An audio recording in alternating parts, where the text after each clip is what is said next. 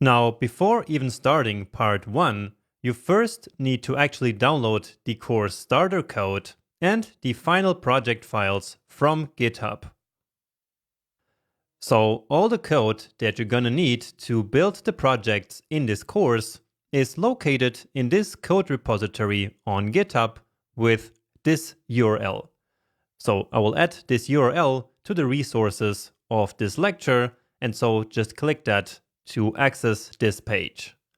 Now, to then download the entire code, all you have to do is to click here on this green button and then download as a zip file.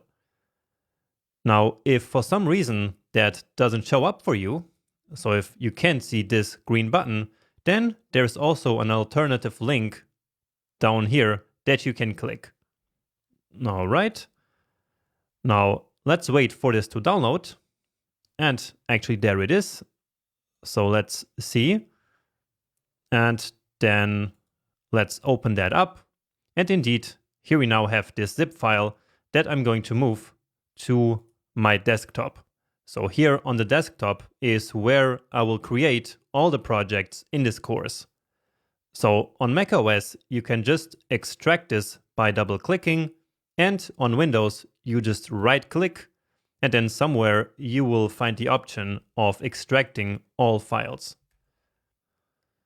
So then inside this folder, we basically have one folder for each of the projects that we're going to build throughout this entire course.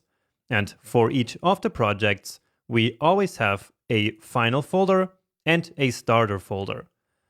So the starter folder contains the code that you're going to need to start the project. And then in the final folder, you will always have the code as it will look like at the end of the project. So once the project is finished. And the idea of this final code is that you can compare it with your own code in case you run into any problems. So each time that you find a bug that you cannot fix on your own, then the best thing to do is to compare your code with the code from the final files. So with the files that are here in each of the final folders in each project. Now here in the repo, I also have another branch, which is this updates and fixes branch. So this is where I will place any important bug fixes that I didn't catch in the videos in the future. But don't worry too much about this one. The main thing that matters here is really this main branch. So this is the code that you need to download to get started with this course. And then finally, down here, I also have this part where I have some frequently asked questions. And so before going through the course, please make sure to take 3 or 4 minutes to read all of them. And you can also then see here the final versions of all of the main course projects.